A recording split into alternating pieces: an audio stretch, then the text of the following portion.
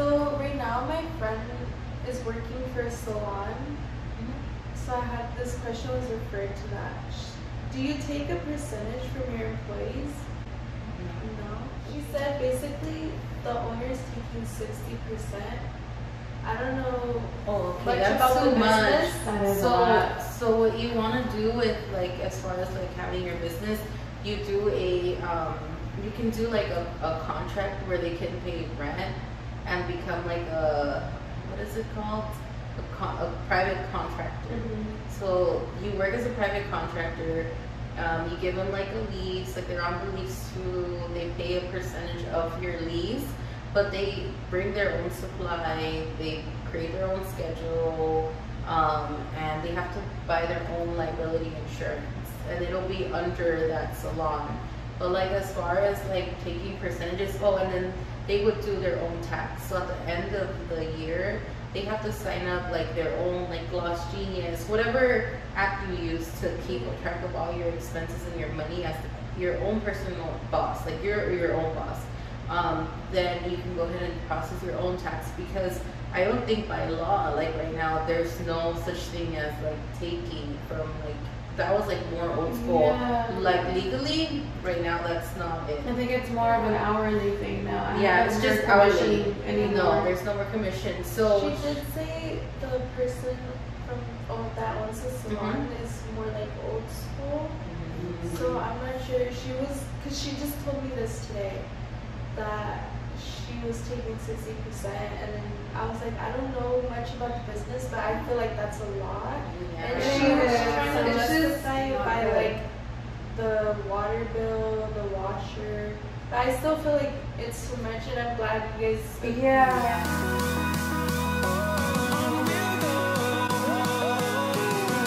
I mean, the way that they try to do this whole commission thing is just, it's like basically the salon is doing the work for you. They're marketing you. They're giving you the products. They're doing this and that. And that's how they're kind of based off on commission percentages. But unless if they were literally doing everything for her, then I would maybe understand. But either way, I think 60/40 is still a lot. It's not even legal anymore. That's what Nowadays, it's not legal. That used to be, it's like dated, like it's an old law. So either she's a private contractor, where she'll pay a certain amount of rent, and everything is hers to keep. It's her money, because she still has to bring her own stuff in. She just doesn't. She uses her own stuff. So it's bad. So tell her, like, I don't know, either she goes in private contractor in that route, or her boss can pay her hourly, and she has to have the minimum wage of California. So by law, she'd be making about like $15, $16, $17 even. What are some mistakes you have made that can help a future estimate? Questioning myself with my career, Research. And that too. Like with schools, like I was like, what school do I want to go to? Like, and at first I was just willing to like go to like Palm Mitchell, and I was like, that's the best school there is. And I was like, no. And then you started giving me advice. You're like, hold on, stop. Like, there's so many different schools, and like also how your friend is in that salon, like asking around, like how you're asking around, how I'm asking around, like ask. Like, honestly, for me, it's just like, take your time. Like, take your time. Honestly, like, I feel like at first, when I first started, like, I was in such a hurry to like learn everything, and it's fun and everything, but it's just like, no, like, whatever happens, just like go with it. Like, just, if a door opens to do something and learn something, just learn it. Like, also, like, I don't think like you ever stop learning in the industry. So like, don't be in a rush, and don't ever like think you know everything, because like if you think you know everything, you might as well quit your career. Literally, if you're the expert at all, quit. Like, just don't do it, because you have to be open-minded, and this career, it's like ever evolving. Like, as many times as like, when I first started, I was doing wax. you know. Well, no, when I first started, I was doing hair. I started with hair, and then I was bouncing back and forth as like an SD. So I'm not like, technically, I'm not like a licensed esthetician, but I'm a certified esthetician through multiple companies. And so, like, I started as just like I was cutting hair, dyeing hair, making tint for my I was apprenticing. I would like mix little tint bowls for my stylist that I was under, and then they had like a little room where it was like SD work, and she's like, oh, do you mind taking like this lip wax? And I was like, really? And she's like, let me show you. And before it was just cleaning up, you know, like, so she like go and heat up the wax, and she's like, okay, dip like this. And then she's like, this is how you hold the skin. Like, she taught me like just cleaning up. And then like I just kind of started playing, so I would be back and forth. And she's like, okay, can you help me with the men's cut? So I'll start the men's cut and she'll finish it. And like I was just bouncing around, and I was like just open to learning and never like thinking like, okay, I know everything, because she taught me so much, and I worked with her for 1 full year. And that's what like got me into like doing more esthetician work. Like just like the fact that I actually bounced in and started playing with esthetician stuff more. So yeah, don't like ever think you know everything, and just remember, like, don't be in a hurry. Just take it in, like just be open-minded to everything. I feel like I'm almost repeating you guys, but yeah, like at the end of the day, it's just research, research, research, research. From the very beginning to the middle to, you know, the rest of your career. You know, in the beginning, it's like you want to research schools, like Liz said, because I unfortunately made that mistake where I was convinced to get into cosmetology because of the makeup and stuff. But in reality, even though I don't regret it now with my cosmetology license, when I could have just done that with my esthetician license. You know, like if I would have done my research as far as like, okay, what kind of ideas do I have of where I want to go into the beauty industry? And then to, aside from the schools, it's like, or even just what type of program to do, like the schools, percentages on like, okay, what's the passing rate for the state board test? Because that's what you're going to school for, is literally for the state board test, because you need that license to work. So percentages, you want to look at percentages, because it's like you want to learn I think one of the important things about the beauty industry that's not talked about is sanitation, disinfection, and all of that. A lot of these, you know, home-based, you know, places are working, you know, and they're just, you see their stations, their areas, and they're so unsanitary. And then it's like for us, when this whole COVID change ended up happening, truthfully, like as far as being more sanitary, it wasn't even a big change for us, because it's like we were already doing all these things. Instead it was just more of like, okay, now we have to use our gloves throughout the whole service now. We have to use a mask throughout the whole service, and these were already things that we were already using. You know, if anything, you guys like went not extreme, but like you guys took it to another. Like we leveled it up. We did. It's supposed to be, and it should be done. And thankfully, we're super, super thankful to say that so far throughout this pandemic, we haven't had a case in our salon. It's just, again, research, research, research. You know, you want to research, okay, like all the proper way of doing things. You want to research the newest things. You want to research, like, how did they used to do things back in the day? You know, because it's like at the end of the day, it kind of all flows together. Yeah. It's like new classes. Your brand, you're selling yourself, like your services and stuff, right? So you don't want to like, I don't know. Yeah, it's not like reinventing. Yeah. It's not reinventing the wheel. It's making it your own. Hey, right now my biggest worry and my biggest concern in the industry is not so much like, okay, you're home based. It's cool if you're home based. I think honestly that's the smart way to go in an economy like this. I want to buy a home. I would move my salon into my home if I could do it like in a heartbeat and put like register it. You know, go to the county, register your salon at your home. Like get it inspected to make sure that you're getting held accountable for how you should be working on clientele. Like get it insured, get your liability. But what concerns me is like this rapid pace of like certifications, and that's why I don't do the classes. Like so many people ask me, do you do classes? Do you do classes? Do you teach? Can I learn? And honestly, in all honesty, I don't have a teaching credential. How am I going to teach you? How am I going to give you something that I'm not probably allowed to do yet, you know? Yeah. And how am I accrediting you by the state of California to do what I'm doing? Like, there's no way. So I'm just looking at all these, like, oh, I do a brow certification class. Yeah, it's cool, but what are they really teaching you? And am I selling you a dream that I can't give you? Yeah. And that's And a lot of times, that's what it is. Yeah, it's like It's because I've been in those classes. Oh my god, me too! Oh my god, no. There was one girl who like I signed up and I missed the dates and she's like, you're not getting lunch on the next day. What? Oh my god! I was like, this doesn't even matter. She promised me like a week. She literally did a 1-day lash class with me. And took $600. Chicken nuggets. No, she was serving chicken wings. This is what is concerning though. Because like, okay, you guys are students right now, but you're gonna grow into professionals and you go to a certification class. What does that even mean? But it's not even to like, I think like what you guys are saying, it's not even to like bash on like a girl's point or not or anything. It's just like doing things the right way. That's it. Yeah. It's just Like, it's just not being money hungry, I feel like. Yes.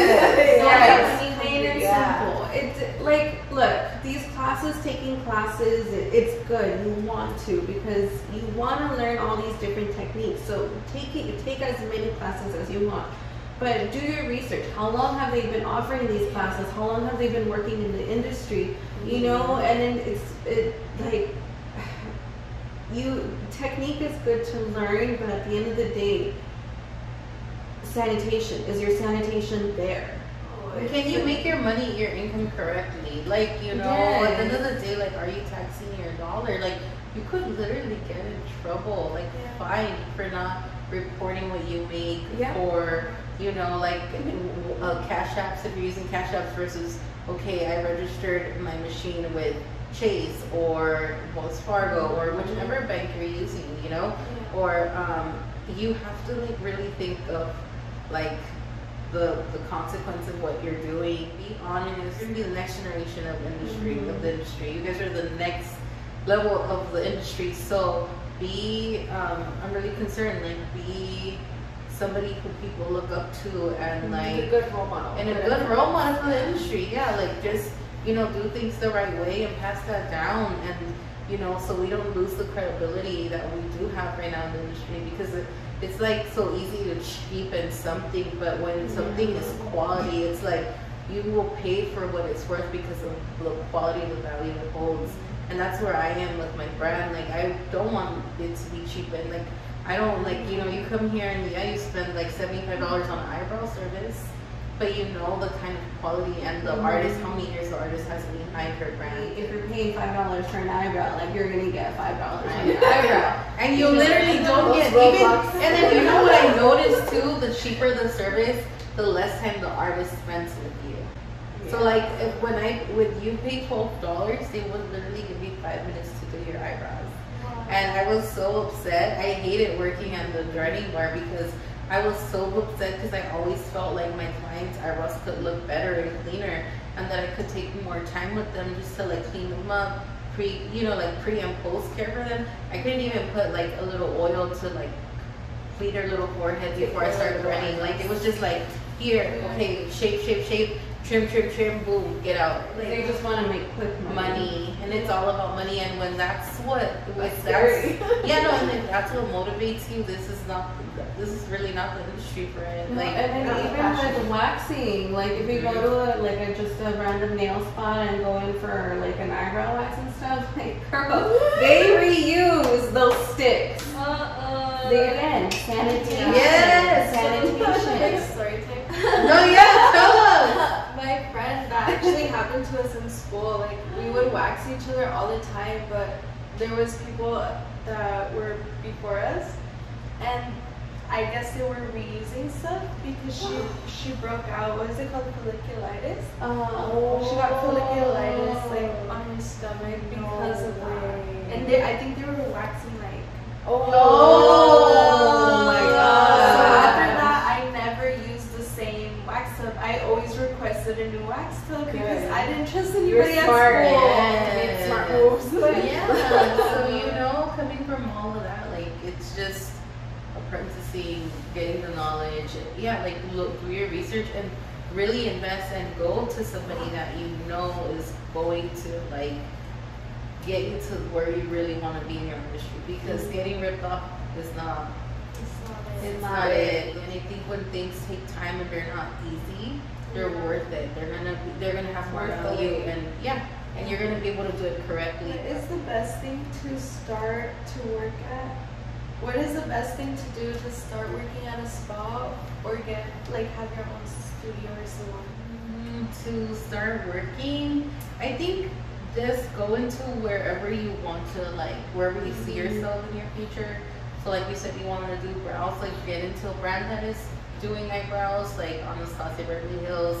I did Benefit, I worked at the European Wax Center, or any threading bar, like or if you have a local like salon where you can like be and start molding yourself into that professional, wherever you see yourself in your future or whatever you want to accomplish, then be in that environment, because then it like rubs on you. Then you like become it, you know what I mean, in a good way. Like you start learning the tips, the tricks, the techniques, all those things, point of sales, like where, you know, like goals, like how to obtain and achieve goals, like build clientele, like all those things. That is how you pick where you That's want to be. also like, I'm assuming your clientele too there. Like wherever you go, they'll follow you. They'll be like, hey girl, like where are you? Like I'm here, okay, like they're gonna follow you. That's how I would start. Start wherever you see yourself and wherever you want to be in your future. You're the only person that they're gonna trust with their eyebrows. Real, yeah. Because I don't trust anyone. With their eyebrows. Yeah, it's true. I have a hard time trusting people Yeah. too. It's When scary world out there. when I was in high school, I got them threaded, but she would always fill them in afterwards. So I didn't know how they really You didn't looked see it. until I went home, showered, and all the makeup's off, and I was like, where are my eyebrows? They were so big. I think we've all had that I experience. went through that too. At Ziva, I went through that. Do you have any like social media tips? For social media, just treat it like a portfolio. Like treat it like you're showcasing what you do, like your talent, your gifts. Post a lot of your work, like what you do, and just really showcase it. Like say for example, like if you're doing a wax, just record it. It doesn't have to be perfect. It just has to show what you do. Like, and no one cares. Like first, like I was always super critical of what, like how it looks and stuff, and I'm just kind of easing off of that and just being like, no, let me just post it, even if there's a little shadow, even if there's a little noise in the background, like whatever. Like I think as long as clients are watching you work and how you work too, like being clean, put on your gloves. What else can I say? Make sure you're using local hashtags. So like whatever your area is, I always like to base it off that. So like, wait, where are you located again? So I'm located in Corona, but I'm going to be going to Orange County. Oh, I go cool. to Santa Ana. Okay, yeah. So like, you know, hashtag OC, Santa Ana. Santa Ana, Orange County, like, you know, OC girl, like California, like all those little things. Those are the things that you want to tag, and then make sure you're tagging brows too, lashes, skincare, SD, like things that are like in your niche. So just make sure that whatever you're tagging is all about your niche. Your work is really showcasing anything that you're doing, and then show a little bit, kind of like get people involved with what you're doing. So like, say for example, like you're doing an eyebrow and you just got to the salon and just be like, hey, like, how are you? Like, I'm starting my day, da da da. Like, talk to your following because you want to connect with them. Like, that's a big thing. And then being open to collaboration. Like, you know, like Mandy, like, honestly, like, we were on the same hub. Yeah. On someone's page, under someone's page. I forgot whose page it was, but I was just commenting and then you liked mine, so then we ended up With each other, and we connected, right? Yeah. And it's just like collaboration, like being open to whatever the world of social media brings. So like I've had influencers reach out. I do things organically. I don't pay for anything. Like I said, I want to reach a big amount of people with no money. Like it is what it is. Social media, use it that way. Local hashtags, use it as a portfolio, connect with your clientele, and try to post as much as you can. Like consistency. Yeah.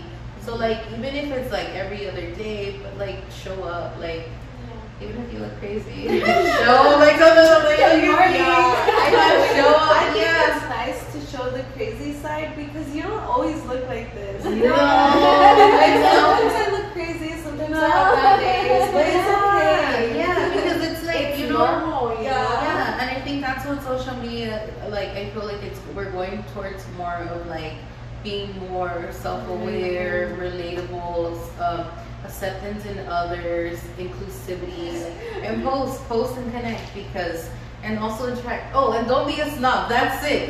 If someone writes to you, just write back because I've written to people and they never write back, and then like I'm like all sad. I'm like, they don't want to talk to me. You know what I mean? And it's just like that, like just being nice. Just that's it. Like someone, like I remember someone telling me like you're only gonna make 40K a year, which is not true. Like it's not true. Yeah. Like, oh, you're only gonna make minimum wage at a salon. Yeah. They told me you're only gonna make 40K a year. I've had people tell me like you're never gonna make money, like you're never gonna make it, like you're like why are you doing eyebrows? Like literally bashing every dream and hope that I have for myself. That's what makes you happy. Yes, it doesn't matter. And I honestly never did it for money. And I was like, well, you know what? Like, at least I'm trying, and I'm not gonna give up. Like, and you're not gonna tell me like you're not gonna define my personal interest and like what I want for myself and my dream for myself. Like, who cares? So just go in with that mindset. Like, wait, like you're the only one that's gonna stop yourself from doing what you want and making your money.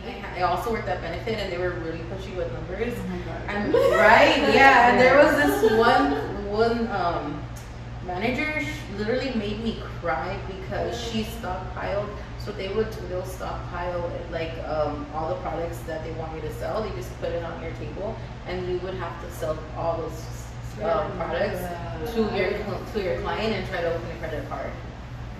So like they're kind of like forcing it on you. Yeah. Just like you're forced to put like about 6 products on them. So and like basically you want to try to sell all of them. It's dark.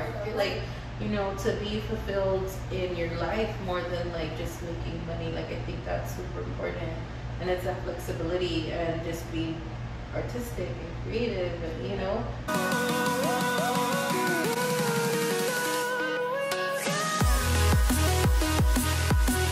I hope that if I do leave an impact in the beauty industry, that it's like be kind, be true to yourself. Don't ever, don't ever just become like everybody else. Just really be you, and whoever likes it, whoever doesn't. Yeah, I really just wanted to do this to help upcoming estheticians like myself. Well, thank you guys so much for your time. Oh, you're welcome. And for recording with me. Yes. I appreciate it.